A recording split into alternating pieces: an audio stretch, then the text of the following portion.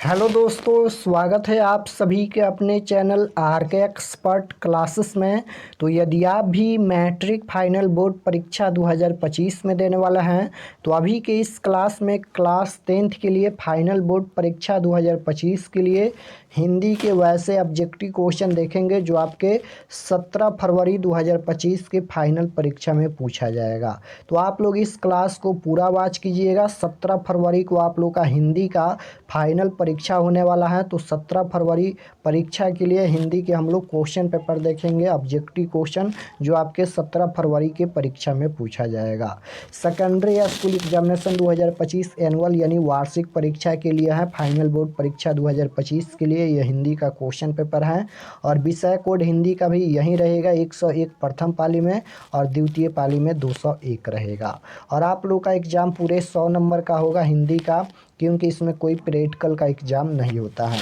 समय 3 घंटा 15 मिनट का मिलेगा। क्वेश्चन पेपर पढ़ने के लिए 15 मिनट दिया जाता है और 3 घंटा क्वेश्चन पेपर सॉल्व करने के लिए। तो चलिए हम लोग खंड अ पर आते हैं। सबसे पहले खंड अ मिलेगा जिसमें ऑब्जेक्टिव क्वेश्चन पूछा जाएगा 1 से लेकर 100 तक, जिनमें से किन्हीं 50 प्रश्नों का उत्तर देना है एग्जाम में।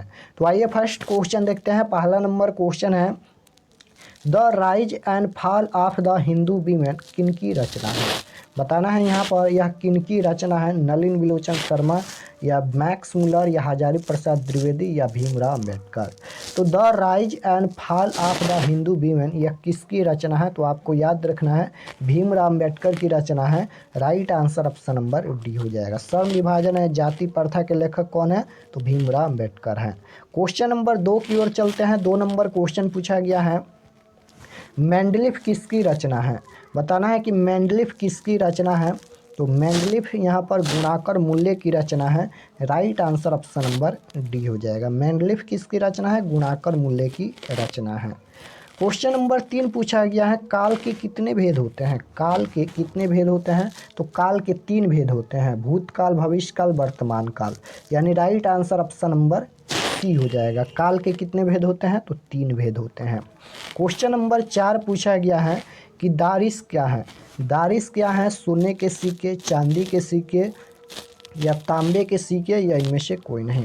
तो दारिश सोने के सिक्के हैं, यानी राइट आंसर ऑप्शन नंबर ए हो जाएगा। याद रखना है दारिश क्या है, सोने के सिक्के। क्वेश्चन नंबर 5 पूछा गया है, सेन साहब की नई मोटर कार कितने की थी।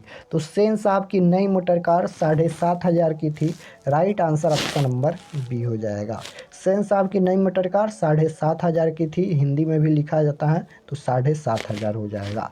और सेन साहब की नई मोटर कार किस रंग की थी। तो काली रंग की थी, आपको याद रखना है। क्वेश्चन नंबर 6 पूछा गया है, कारक के कितने भेद हैं। तो हिंदी में पूछा गया है, तो हिंदी में 8 कारक होते हैं। Right answer option number D हो जाएगा। कारक चिन्ह आपको याद होना चाहिए। कारक के कितने भेद होते हैं, 8 भेद होते हैं। क्वेश्चन नंबर 7 पूछा गया है कि लेखक यतीन्द्र मिश्र का जन्म कब हुआ था। लेखक यतीन्द्र मिश्र का जन्म कब हुआ था। तो आपको याद रखना है 1977 में जन्म हुआ था। Right answer option number D हो जाएगा। क्वेश्चन नंबर 8 पूछा गया है, मगम्मा मिठाई किसके लिए ले जा रही थी। बताना है कि मगम्मा मिठाई किसके लिए ले जा रही थी। तो अपने पोता के लिए, यानी राइट आंसर ऑप्शन नंबर ए हो जाएगा। क्वेश्चन नंबर 9 पूछा गया है कि श्रम विभाजन और जाति प्रथा कौन सी विधा है। श्रम विभाजन और जाति प्रथा कौन सी विधा है। तो निबंध है, आपको याद रखना है। राइट आंसर ऑप्शन नंबर ए हो जाएगा। श्रम विभाजन और जाति प्रथा के लेखक कौन है, भीमराव अम्बेडकर, और ये निबंध है। क्वेश्चन नंबर 10 पूछा गया है, दधीची के हड्डी से क्या बना था। बताना है कि दधीची के हड्डी से क्या बना था। तो आपको याद रखना है कि दधीची के हड्डी से इंद्र का वज्र बना था। Right answer option number C हो जाएगा। दधीची के हड्डी से इंद्र का वज्र बना था। क्वेश्चन नंबर 11 पूछा गया है, अभिनव किस देश में है। अभिनव किस देश में है, रूस में या जर्मनी में या फ्रांस में या इंग्लैंड में। तो अभिनव किस देश में है। तो आपको याद रखना है अभिनव फ्रांस में है। Right answer option number C हो जाएगा। अभिनव फ्रांस में है। क्वेश्चन नंबर 12 पूछा गया है, हिंदी तथा इसके विविध बोलियां किस लिपि में लिखी जाती हैं? हिंदी तथा इसकी विविध बोलियां किस लिपि में लिखी जाती हैं? तो ये देवनागरी लिपि में लिखी जाती हैं। ऑप्शन नंबर ए बिल्कुल राइट आंसर हो जाएगा। हिंदी तथा इसकी विविध बोलियां देवनागरी लिपि में लिखी जाती हैं। क्वेश्चन नंबर 13 पूछा गया है कि बाबा साहेब भीमराव अम्बेडकर का जन्म किस राज्य में हुआ था? बताना है कि बाबा साहेब भीमराव अम्बेडकर का जन्म किस राज्य में हुआ था? तो मध्य प्रदेश में हुआ था। Right answer option number B हो जाएगा। बाबा साहेब भीमराव अम्बेडकर का जन्म मध्य प्रदेश में हुआ था। क्वेश्चन नंबर 14 पूछा गया है कि द का उच्चारण स्थान क्या होता है? व्याकरण का प्रश्न है। तो द का उच्चारण स्थान दंत होता है। Option number C right answer हो जाएगा। क्वेश्चन नंबर 15 पूछा गया है बाबा साहेब भीमराव अम्बेडकर का जन्म कब हुआ था? अब यहाँ पर पूछा गया है कि जन्म कब हुआ था, तो आपको याद रखना है 14 अप्रैल 1891 में मध्य प्रदेश में। ऑप्शन नंबर ए बिल्कुल राइट आंसर हो जाएगा। बाबा साहेब भीमराव अम्बेडकर का जन्म कब हुआ था? 14 अप्रैल 1891। क्वेश्चन नंबर 16 पूछा गया है कि 20 के दांत कहानी के रचयिता कौन है? बताना है कि 20 के दांत कहानी के रचयिता कौन है? तो आपको याद रखना है कि 20 के दांत कहानी के रचयिता नलिन विलोचन शर्मा जी हैं। Right answer option number C हो जाएगा। क्वेश्चन नंबर 17 पूछा गया है राम को घर जाना है किस कारक का उदाहरण है? बताना है यहाँ पर किस कारक का उदाहरण है। कारक चिन्ह पूछा गया है। तो राम को घर जाना है, चिन्ह क्या है? को है। को किस में आता है? कर्ता ने कर्म को कर्म में आता है, तो कर्म कारक हो जाएगा। ऑप्शन नंबर बी बिल्कुल राइट आंसर हो जाएगा। क्वेश्चन नंबर 18 पूछा गया है 20 के दांत पाठ की विधा क्या है? तो 20 के दांत कहानी है, आपको याद रखना है। राइट आंसर डी हो जाएगा। 20 के दांत क्या है? कहानी है। क्वेश्चन नंबर 19 पूछा गया है कि मोटर को कोई खतरा हो सकता है तो खोखा से हो सकता है। राइट आंसर ऑप्शन नंबर ए हो जाएगा। 20 नंबर क्वेश्चन है होनहार में कौन सा प्रत्यय है? तो प्रत्यय पूछा गया है। प्रत्यय किसी भी शब्द के लास्ट में जुड़ता है। होनहार, होनहार में हार प्रत्यय होगा। Right answer option number C हो जाएगा। होनहार में हार प्रत्यय होगा। क्वेश्चन नंबर 21 पूछा गया है कि भारत में जाति प्रथा का मुख्य कारण क्या है? भारत में जाति प्रथा का मुख्य कारण क्या है? गरीबी है, अमीरी है, रोजगार है या बेरोजगारी है? तो आपको याद रखना है कि भारत में जाति प्रथा का मुख्य कारण बेरोजगारी है। Right answer option number D हो जाएगा। क्वेश्चन नंबर 22 पूछा गया है परमात्मा का सही संधि विच्छेद क्या है? परमात्मा का संधि विच्छेद बताना है। तो परमात्मा का संधि विच्छेद होता है परम प्लस आत्मा, यानी राइट आंसर ऑप्शन नंबर ए हो जाएगा। परमात्मा का सही संधि विच्छेद परम प्लस आत्मा। क्वेश्चन नंबर 23 पूछा गया है कि हजारी प्रसाद द्विवेदी द्वारा रचित पाठ इनमें से कौन है? हजारी प्रसाद द्विवेदी द्वारा रचित पाठ कौन है? तो आपको याद रखना है नाखून क्यों बढ़ते हैं। राइट आंसर ऑप्शन नंबर ए हो जाएगा। नाखून क्यों बढ़ते हैं पाठ के लेखक कौन है? तो हजारी प्रसाद द्विवेदी। बहादुर कहानी के लेखक कौन है? अमरकांत है। और मछली कहानी के लेखक कौन है? तो विनोद कुमार शुक्ल हैं। आपको याद रखना है। क्वेश्चन नंबर 24 पूछा गया है आँखों में धूल झोंकना मुहावरे का सही अर्थ क्या है? मुहावरा बताना है। आँखों में धूल झोंकना यानी धोखा देना। Right answer option number B हो जाएगा। आँखों में धूल झोंकना मुहावरे का अर्थ होता है धोखा देना। क्वेश्चन नंबर 25 पूछा गया है कि दधीची की हड्डी से क्या बना था? तो इंद्र का वज्र बना था। Right answer option number C हो जाएगा। क्वेश्चन नंबर 26 पूछा गया है कि दही वाली मगम्मा कहानी के लेखक कौन है? दही वाली मगम्मा कहानी के लेखक कौन है? तो श्रीनिवास हैं। Right answer option number C हो जाएगा। दही वाली मगम्मा किस भाषा की कहानी है? कन्नड़ भाषा की कहानी है। क्वेश्चन नंबर पूछा गया है 27 नंबर कूटज किसकी रचना है? कूटज किसकी रचना है? तो कूटज किसकी रचना है? हजारी प्रसाद द्विवेदी की रचना है। Right answer option number B हो जाएगा। क्वेश्चन नंबर 28 है नागरी लिपि पाठ के लेखक कौन है? नागरी लिपि पाठ के लेखक कौन है? तो गुणाकर मूल्य हैं। Right answer option number B हो जाएगा। क्वेश्चन नंबर 29 पूछा गया है बहादुर का पूरा नाम क्या है? तो बहादुर का पूरा नाम दिल बहादुर है। Right answer option number B हो जाएगा। बहादुर कहाँ का रहने वाला था? नेपाल का। क्वेश्चन नंबर 30 वहीं पूछा गया है बहादुर कहाँ का रहने वाला था? तो नेपाल का रहने वाला था और बहादुर की उम्र क्या थी, 12 वर्ष थी। क्वेश्चन नंबर 31 पूछा गया है, दूध कौन सी संज्ञा है। संज्ञा पूछा गया है, दूध कौन सी संज्ञा है। तो दूध यहाँ पर ये द्रव्यवाचक संज्ञा है। दूध, दही, घी, मक्खन ये सभी क्या है, तो द्रव्यवाचक संज्ञा का उदाहरण है। क्वेश्चन नंबर 32 पूछा गया है, बिरजू महाराज का संबंध किस घराने से है। बिरजू महाराज का संबंध किस घराने से है, तो लखनऊ घराने से है। आपको याद रखना है, ऑप्शन नंबर ए बिल्कुल राइट आंसर होगा। क्वेश्चन नंबर 33 पूछा गया है, मोहन वहाँ जाएगा किस काल का उदाहरण है। काल बताना है, भूतकाल, भविष्यकाल या वर्तमान काल। मोहन वहाँ जाएगा, जाएगा का मतलब क्या है, जाएगा यानी आने वाला काल हो गया। तो आने वाला काल को क्या बोलते हैं, भविष्य काल बोलते हैं, यानी right answer option number B हो जाएगा। मोहन वहाँ जाएगा यानी आने वाला काल हो गया, भविष्य काल होगा।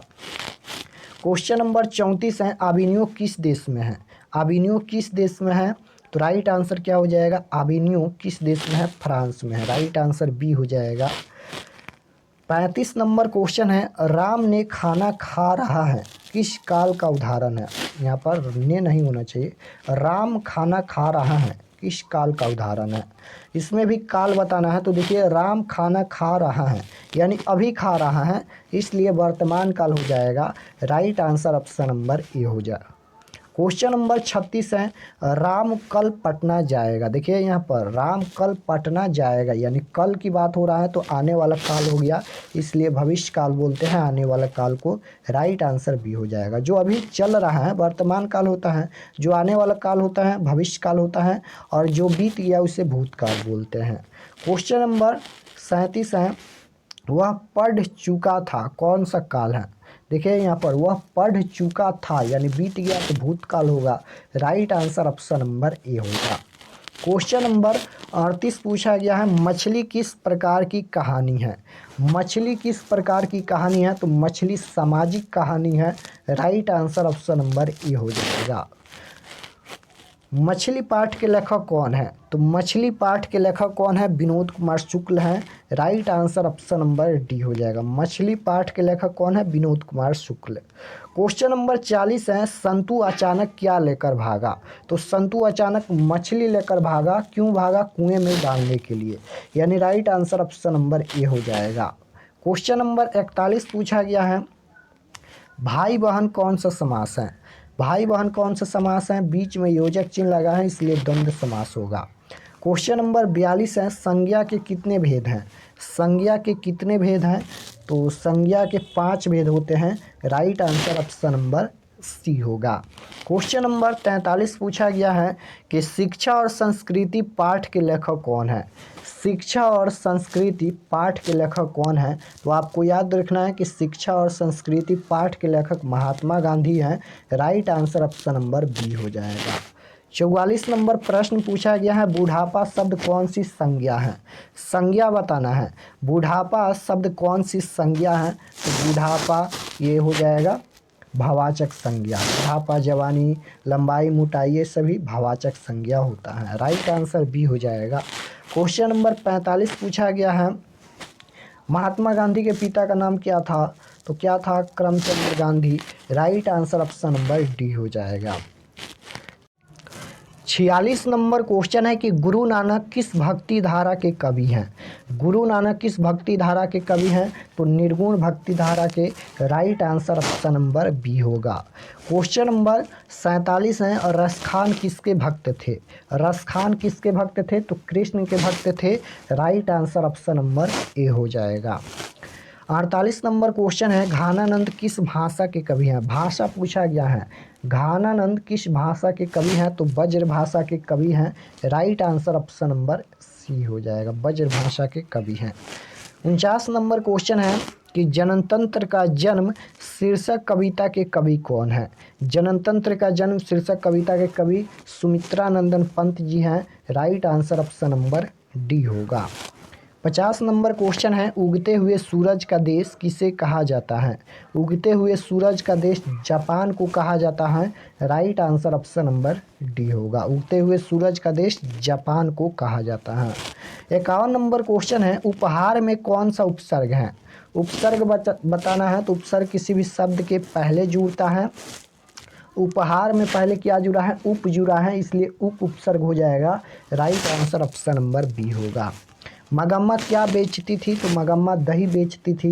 Right answer option number B होगा। मछली पाठ के लेखक कौन है, तो मछली पाठ के लेखक विनोद कुमार शुक्ल हैं। Right answer option number A होगा। 54 नंबर क्वेश्चन है कि लक्ष्मण कहाँ नौकरी करता था, तो लक्ष्मण कोलकाता में नौकरी करता था। Right answer option number C होगा। मंगू की बड़ी बहन कौन थी, तो कम्मू थी। राइट आंसर बी हो जाएगा। 56 नंबर क्वेश्चन है पपाती की उम्र क्या थी, तो पपाती की उम्र 12 वर्ष थी। राइट आंसर ऑप्शन नंबर ए हो जाएगा। राम ने खाना खाया किस काल का उदाहरण है, राम ने खाना खाया, तो ये कौन सा कारक पूछा गया है, काल नहीं कारक पूछा गया है। तो चिन्ह क्या है, ने चिन्ह है। ने किस में आता है, कर्ता ने, यहाँ पर कर्ता हो जाएगा। ऑप्शन नंबर एक करेक्ट आंसर होगा। क्वेश्चन नंबर 58 है पहले दिन पपाती को कौन सा रोग था, तो पहले दिन पपाती को बुखार था। Right answer option number B होगा। मैक्स मुलर कहाँ के रहने वाले थे, तो मैक्स मुलर जर्मनी के रहने वाले थे। Right answer option number B हो जाएगा। 60 नंबर क्वेश्चन है कि मैक्स मुलर के अनुसार सच्चे भारत के दर्शन कहाँ हो सकते हैं, तो मैक्स मुलर के अनुसार सच्चे भारत के दर्शन ग्रामीण भारत में हो सकते हैं। Right answer option number D हो जाएगा। क्वेश्चन नंबर 61 है कि सर विलियम जोन्स ने भारत की यात्रा कब की थी, तो सर विलियम जोन्स ने भारत की यात्रा 1783 में की थी। Right answer option number A होगा।